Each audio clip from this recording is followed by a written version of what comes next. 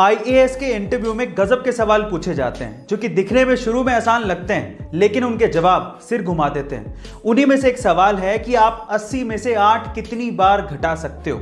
सवाल को ध्यान से सुनेगा। 80 में से 8 आप कितनी बार घटा सकते हो, यह सवाल था। और अगर आपका जवाब भी 10 है तो आप भी गलत है। एक्चुअली ज्यादातर लोग इसका जवाब 10 ही देते हैं, लेकिन इसका सही जवाब है 1। एक्चुअली अगर आप 80 में से एक बार 8 घटा दोगे तो आएगा 72। अब अगली बार 8 आपको 72 से घटाना है, 80 से नहीं। इसलिए 80 में से 8 आप एक ही बार घटा सकते हो। गाइस, आपको ये इंटरेस्टिंग सवाल कैसा लगा कमेंट सेक्शन में जरूर लिखिएगा। अगर मैं आपसे सवाल पूछूं कि एक मिडिल क्लास प्रोफेसर की जिंदगी भर की कमाई कितनी हो सकती है, तो आप लोग क्या कहेंगे? 5 लाख, 10 लाख, 50 लाख या 1 करोड़? इससे ज्यादा तो आप भी नहीं सोच रहे होंगे। लेकिन मुंबई के जमुनालाल बजाज इंस्टीट्यूट में एक प्रोफेसर हैं जिनका नाम है शिवानंद मानकेकर, और उनकी कुल संपत्ति सुन के आप लोग हैरान रह जाओगे। उनकी कुल संपत्ति है 1000 करोड़। जी हां गाइस, और ये 1000 करोड़ की संपत्ति उन्होंने बनाई है अपनी थोड़ी सी सैलरी को सूझबूझ से इन्वेस्ट करके।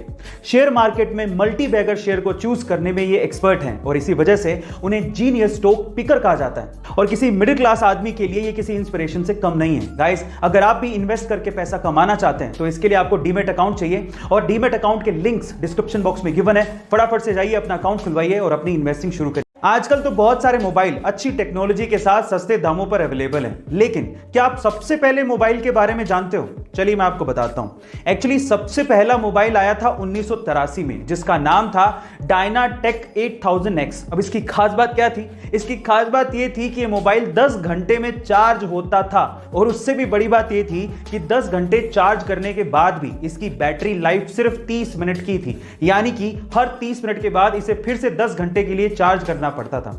और सबसे बड़ी बात थी इसकी कीमत। इसकी कीमत लगभग $10,000, यानी कि आज के समय के हिसाब से लगभग 7 लाख रुपए थी। Oh my God. गाइस, आपको ये फैक्ट सुन के कैसा लगा कमेंट सेक्शन में जरूर लिखिए। यह घटना घटी दूसरे विश्व युद्ध के बाद, जब 1945 में जापान में एक लड़का अपने छोटे भाई की डेड बॉडी को अपनी पीठ पे लाद कर उसके अंतिम संस्कार का इंतजार कर रहा था। अपने छोटे भाई की मौत के बाद उसे रोना आ रहा था, लेकिन अपने होठों को काट कर वो अपने इमोशंस को कंट्रोल कर रहा था। तभी एक गार्ड ने उस लड़के से कहा कि तुम ये भार मुझे क्यों नहीं दे देते? तो उसके बाद जो लड़के ने जवाब दिया वो जापान में इतिहास बन गया।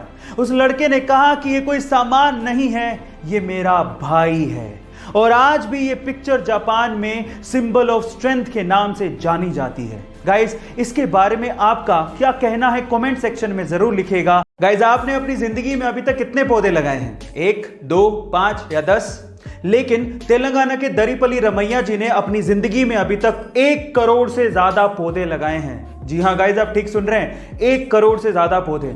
उनमें पौधे लगाने की लगन इतनी ज्यादा थी कि इसके लिए उन्होंने अपनी 3 एकड़ की जमीन तक बेच दी थी।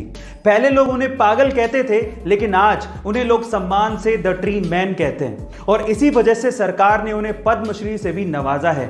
गाइस, आपको दरीपली जी के बारे में सुन के कैसा लगा कमेंट सेक्शन में जरूर लिखिएगा, और ऐसे अमेजिंग वीडियोस के लिए शेयर, सब्सक्राइब एंड लाइक। मिलते हैं अगली वीडियो में।